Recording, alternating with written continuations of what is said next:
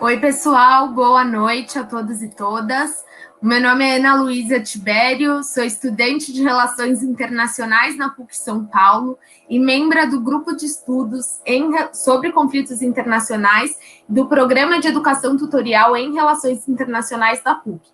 Hoje, a gente está dando início a mais um episódio, a gente vai estar dando continuidade ao episódio da semana passada, em que a gente já contou com a presença do professor Paulo Lotufo, especialista em epidemiologia e professor titular da Faculdade de Medicina da USP, e também dos professores Bruno Huberman e Reginaldo Nasser, da São Paulo. Hoje a gente vai estar debatendo, em uma continuidade do programa, as questões controversas no combate à pandemia, e dessa vez o nosso enfoque vai ser especificamente no Brasil. O Brasil hoje representa uma ameaça global, né, considerada por muitos especialistas como uma ameaça global por conta do avanço da pandemia e pela insuficiência das medidas adotadas pelo governo, especialmente pelo governo federal, que tem sido bastante criticado. Nesse sentido, a gente gostaria de conversar, né, com o professor e especialista Paulo Lotufo a respeito dessas questões. Eu vou pedir para o professor Bruno fazer a primeira pergunta para o professor Paulo. Obrigado, Ana. Obrigado, Paulo, por estar aqui nesse segundo bloco aqui com a gente. Eu queria começar retomando essa conversa com a gente, te perguntar como você vê as razões que tem feito o Brasil estar nessa situação e estar se tornando verdadeiramente um pária internacional, né? De certa forma, uma ameaça epidêmica para o mundo. Como você vê o processo que chegamos até aqui? Tá. Bom, boa noite a todos. Agradeço aí a continuidade dessa discussão. Eu não gosto muito dessa questão como ela é colocada, que nós somos uma ameaça porque estamos criando variantes. Quer dizer, o Brasil é uma ameaça porque dos grandes países, né, das 20 maiores economias, né, é o país que tem um governo de extrema-direita que atua em todos os níveis de forma antissocial,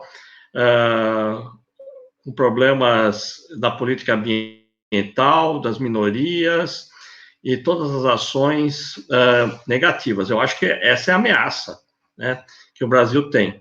Não aquela narrativa criada pelos correspondentes internacionais, que nós estamos criando vírus aqui que vão se espalhar pelo mundo, né? Eu não vejo isso como sendo, assim, ameaça número um. A ameaça é ter um país desse tamanho com um tipo de governo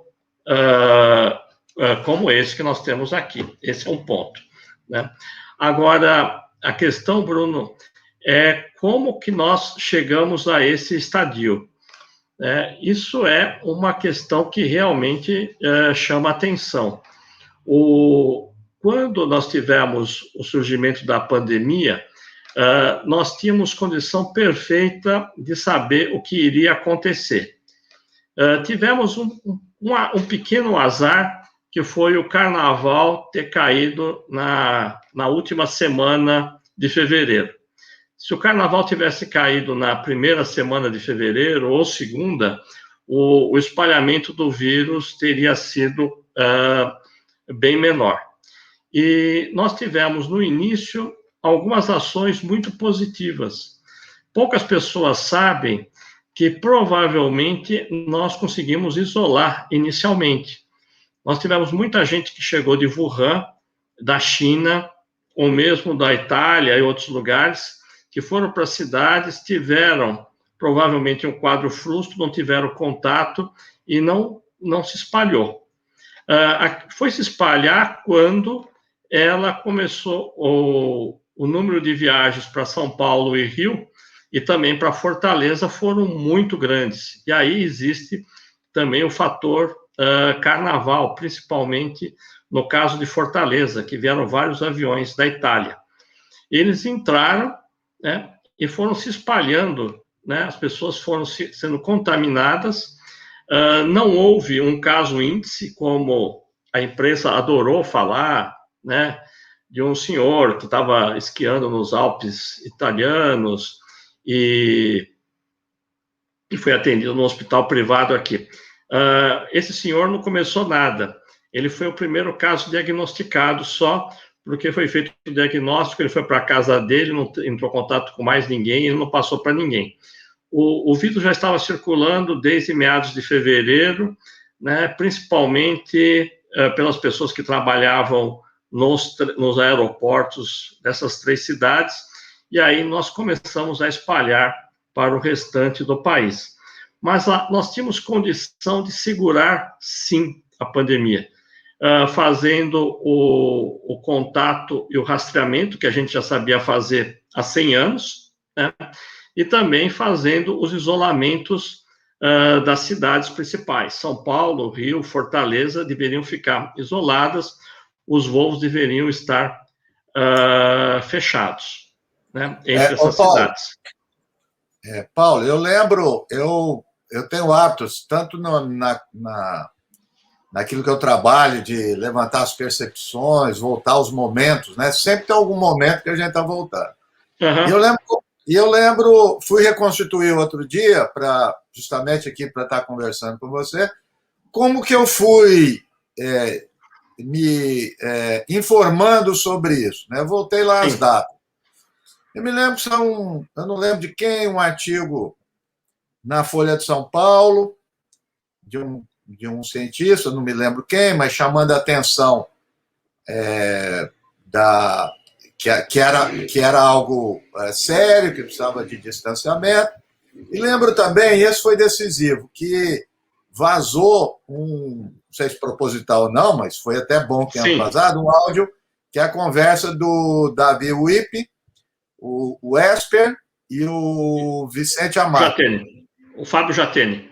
Fábio Jatene e o Amato também, eu acho. Não. O professor Amato já tinha nos deixado. Não, acho que é certeza que tem. Não sei se é filho dele, mas enfim. Pode ser o filho dele. Tá. Isso, filho dele. E aí, aquela conversa me fez acender a luz, porque depois veio confirmando que não. A gente ficava com medo que era fake, né? E eles contando de reuniões de casos, ou seja, então, pelo menos em algum setor dos meios médicos, já tinha isso, né? E eu me lembro que muitos lugares relutando naquela semana, 12 de março, mais ou menos. Então, ou seja, como você está dizendo, quando que a gente poderia? Então, sempre tem um momento, né? E ali, me parece, foi a semana decisiva. Eu lembro que recebi um e-mail da FAPESP falando que ia fechar, aí eu já deduzi, se a FAPESP está fechando. Então, ou seja, como é que essa coisa não chegou ou se chegou? Você tem essa coisa você pegou o ponto que eu sempre gosto de falar, né? Eu estava nos 15 dias anteriores, que foi o Carnaval e a outra semana, eu estava nos Estados Unidos. E na semana anterior eu estava num congresso de epidemiologia e todo mundo no Arizona. Mas aqui o Arizona só tem 10 casos, não tem nenhum problema aqui, acho que o negócio está em Nova York. O pessoal estava blasé, né? Aí ia ter um grande congresso de cardiologia em 5 semanas e fizeram uma enquete se esse congresso deveria ser cancelado ou não. 85% dos epidemiologistas disseram não, né? Isso no dia 4 de março. No dia 6, eu estou voltando para o Brasil, eu saio de Fênix, vou para Chicago, não tem um anúncio em nada sobre Covid. Eu chego no dia 7 em Guarulhos, nada. Eu chego em casa, olho os jornais, eu fico mais preocupado lendo os jornais daqui do que se passava nos Estados Unidos. Eu vou visitar minha mãe, que está institucionalizada.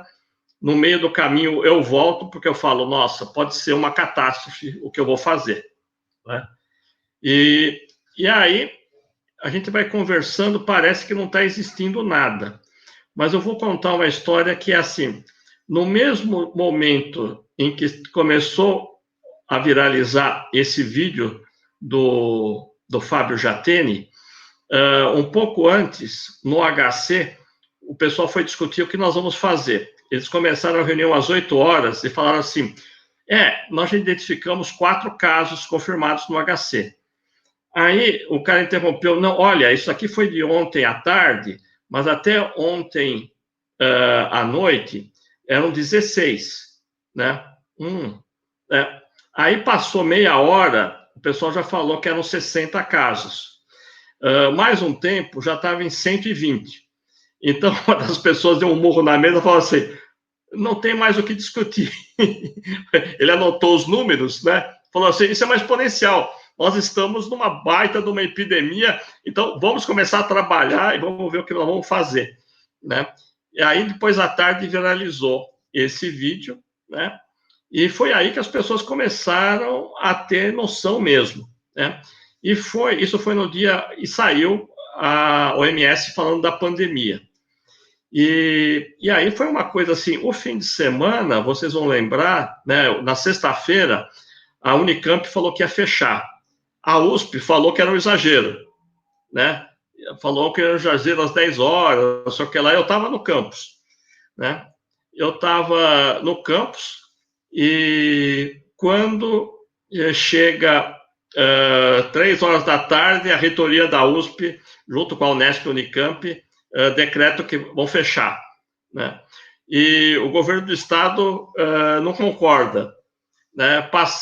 À noite já passa a concordar. E assim vai o fim de semana inteiro, que foi 14, 15, né?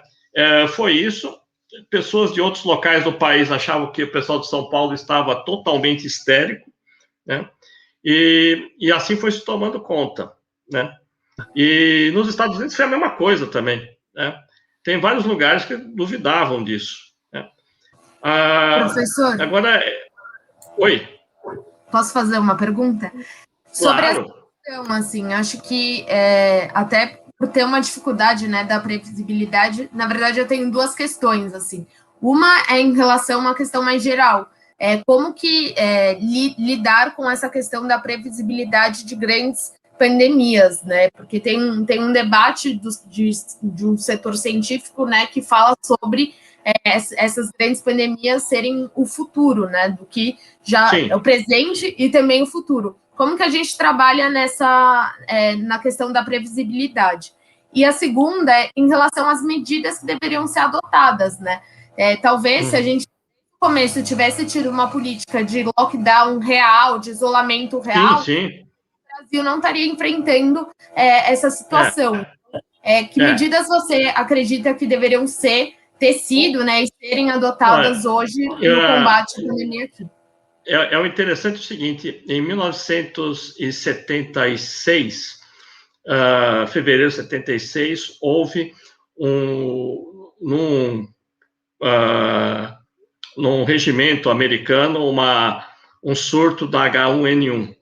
O presidente Gerald Ford, né, viu aquilo, só que lá uma quantidade menor, e queria vacinar, e vacinou a parte em toda dos Estados Unidos. E ele foi acusado que estava fazendo aquilo lá de forma eleitoral, né, porque ele ia ter eleição. Então, há muito tempo que a gente existe uma tensão em relação a isso, né, a questão da Zika, a questão da dengue, né, os estados nacionais, eles têm essa responsabilidade há um bom tempo. Agora, o problema, né, que eu vejo, o responsável maior pela pandemia chama-se Donald John Trump, né? Ele é a pessoa que bloqueia tudo, né? No principal país onde existe todos os recursos para segurar e impedir que avançasse. Vocês estão vendo, né, o poderio americano agora na questão da vacinação, né? Provavelmente no fim de maio eles vão estar praticamente com todo mundo vacinado, né? Quer dizer, você imagina o poderio americano, né, que está assim fazendo bloqueio e tudo mais. E como eu falei, eu estava lá e estava se desprezando isso. O Trump, né, no mesmo estilo Bolsonaro, ele estava criando problema com o governador do estado de Washington, que é democrata, né? E culpando ele.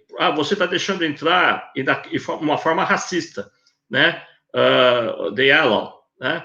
Quer dizer, assim, que seria a entrada dos chineses por o estado de Washington, que ele devia ter segurado, né? Eu vejo isso daí. Quer dizer, Agora, nós já fomos melhores. Nós, humanidade, já fomos melhores nisso daí, né? Nós pioramos agora. Então, Paulo, eu até vi você escrevendo também no Twitter, e eu acho que são as pessoas aí mais ou menos da mesma idade ou do tempo, dizendo assim, bom, os governos de direita aqui no militar se preocupavam com a saúde, né? Quer dizer, que vários momentos aqui, né, com todas as críticas que posso fazer, era um momento diferente, mas preocupava. Então, assim, como é que você avalia isso? Quer dizer, de onde vem? Porque saúde para a gente, até então a pandemia, parecia que haveria um consenso, né?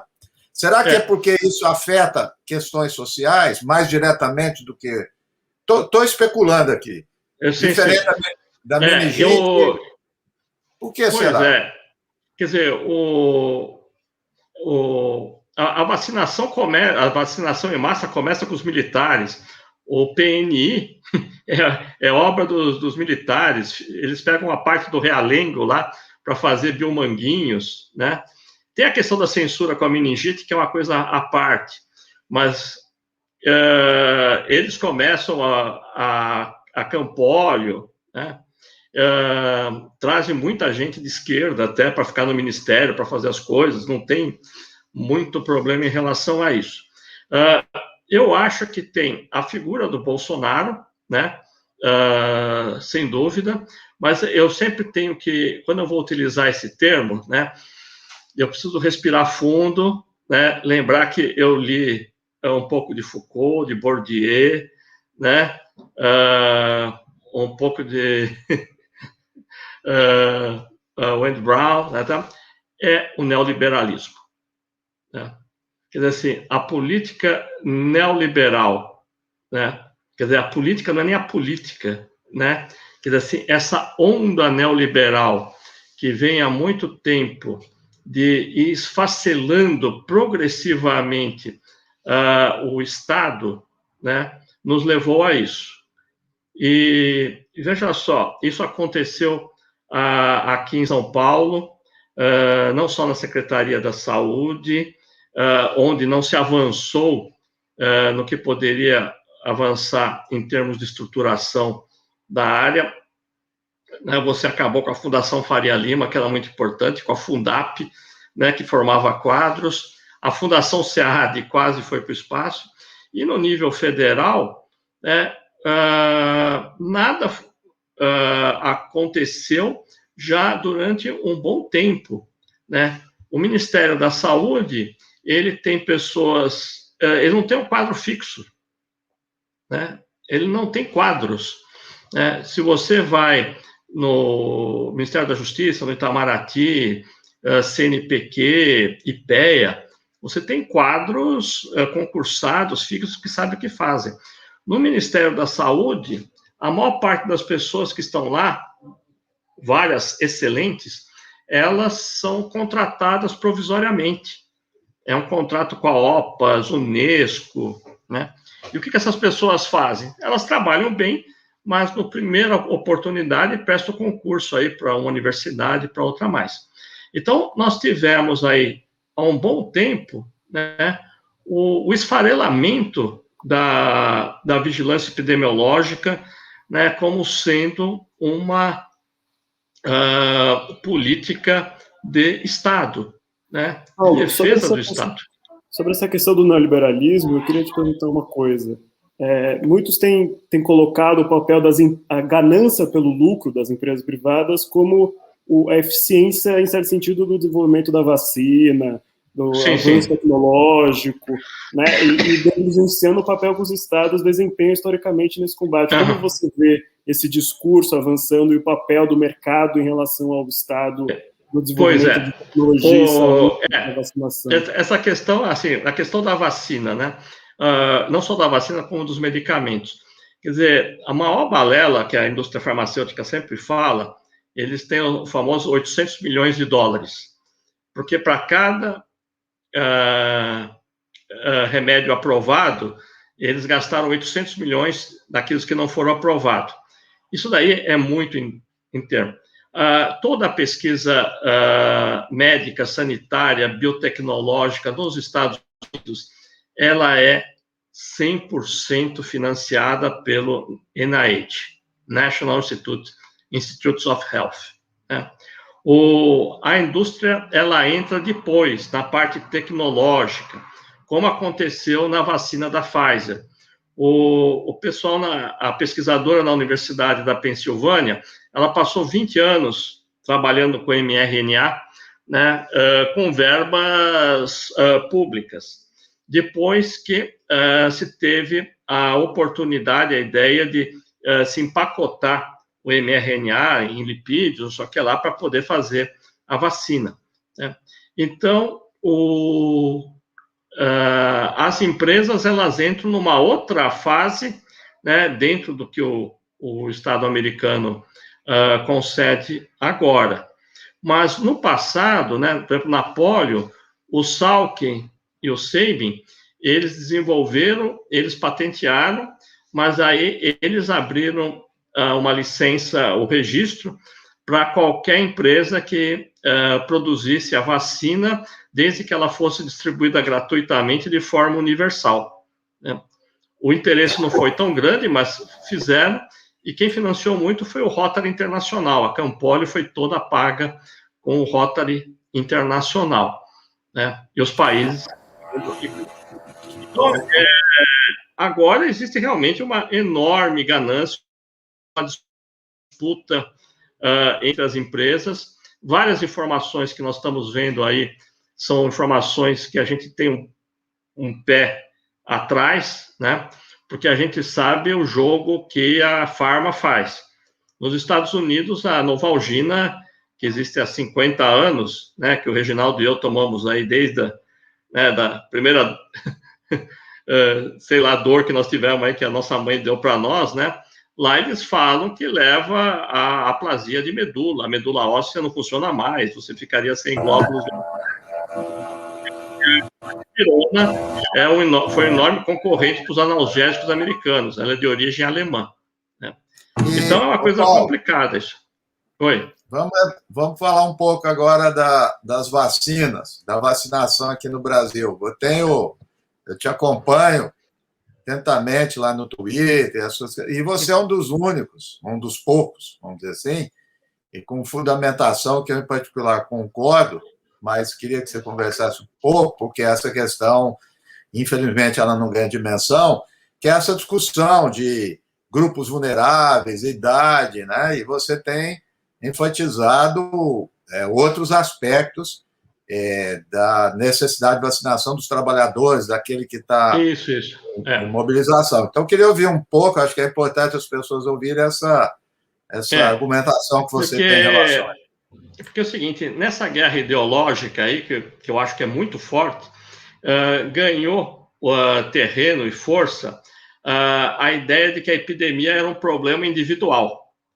Então ele é mais idoso, ele é gordinho, ele tem diabetes, ele é hipertenso, por isso que ele morreu. Um dos primeiros casos, né, a Secretaria de Estado falou que a pessoa já era idosa, porque tinha 62 anos, tinha diabetes, hipertensão e tinha obstrução na próstata, que é uma coisa que qualquer um de nós, viu, Reginaldo, nessa idade aí já tem, né? E que não significa nada, né? Só um incômodo de mais tempo ao banheiro. Quer dizer, falaram isso. Epidemia é uma questão social. Se ela é uma questão social, o risco vai ser dado pela posição dentro da sociedade. Esse é o ponto, né? O restante é filigrana, né? Se a pessoa tem diabetes, se a pessoa tem dermatite seborreica, unha encravada, tudo isso daí é filigrana. E aí, o que nós observamos já nos primeiros estudos de mortalidade, que quem estava morrendo mais em São Paulo, as pessoas da periferia, dos lugares mais pobres, os homens e os homens negros, né? Nas áreas mais afluentes da cidade, você estava tendo quase nada de impacto, um impacto muito pequeno da pandemia. Por que isso daí?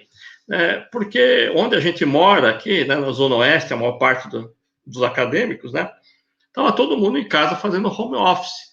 Mas o pessoal que trabalha em hospital, segurança, serviços públicos como água, luz, de transporte e da rede alimentar, eles estavam trabalhando normal, né, em escala de plantão, e vários deles na rua, né, fazendo atendimento. Então, esse é o pessoal que mais teve um impacto, né? E quando nós fizemos aí a proposta, né, tem gente que fica muito brava quando eu falo que essa proposta por faixa etária priorizou a mulher branca e rica, né? Mas foi isso mesmo. Você pegava lá, a atriz fulana fez não sei o que lá, não sei o que lá, foi... Né? Aí a pessoa colocava no Twitter, minha avó, minha mãe, né? Era tudo isso. Depois começaram a aparecer os homens, também todos brancos, né? Só depois, agora que você já vê mudar um pouco a tonalidade da cor. Mas quando você vai ver as mortes no país inteiro, o diferencial racial é imenso, claro, né? E Paulo, aí nesse tem gente... assunto, eu queria puxar... o Bolsonaro, ele defendeu muito a ideia da imunização de rebanho, né? Chegar nos 70%. Sim. E a gente viu muito essa ideia ser forte, parece que está balizando a política dele. E por isso tem, inclusive, provocado mais as mortes de populações periféricas, negras. E essa ideia continua circulando entre diversos cientistas. Como você vê essa possibilidade de acontecer de fato? Né? Se tem algum fundamento isso um base real, assim? Olha, isso daí foi, assim, dentro da... existem algumas pessoas que são divulgadoras, existe um divulgador aí que bate muito nessa tecla, né? Voltou recentemente a falar nisso daí, mas é uma pessoa que eu considero um pouco reprodutor da ciência. Mas dentro daquilo que é a ciência, que eu respeito, né? Existem algumas pessoas que foram muito ingênuas nisso, né? Quer dizer, assim, fizeram trabalhos muito limitados e fizeram declarações de que Manaus, por exemplo, já estava com 70%, 80% de pessoas imunes, né? E depois houve aquela verdadeira catástrofe, né? De mortes, né?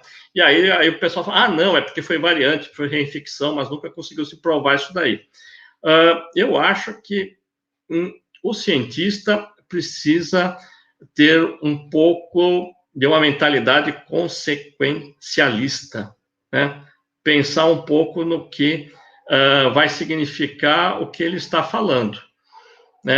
Eu faço pesquisa com doença cardiovascular e eu tenho certeza absoluta que pessoas que bebem álcool, né, um copo de vinho por dia ou uma cerveja por dia, tem menos infarto do miocárdio.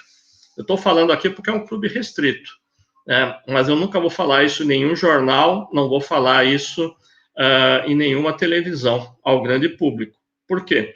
Porque eu sei que isso é uma imensa irresponsabilidade, né? A consequência desse fato será levar muitas pessoas ao alcoolismo ou as outras consequências do uso do álcool, que não o infarto do miocárdio, né?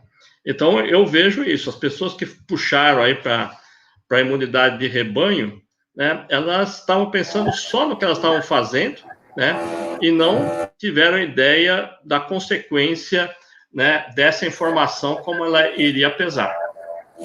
Professor, eu vou pedir licença para interromper o nosso debate, porque estamos chegando ao fim de mais um episódio do nosso programa Terra em Transe. Acho que em tempos de negacionismo, de ataque à ciência, educação pública e educação de qualidade, é muito importante a gente ter uma figura como você com a gente, debatendo sobre ciência, sobre saúde pública e sobre a importância da gente estar aqui sempre reivindicando o que é nosso, né? Então, eu queria agradecer muito a sua presença, agradecer a presença do Bruno, do Reginaldo, e de todo mundo que acompanhou esse programa, e convidar todos e todas a acompanharem as nossas redes sociais, @jesspuc e @petrpuc São Paulo, e também o Twitter do professor Paulo Lotufo, @paulolotufo, para terem mais informações. É isso, até a próxima. Obrigada.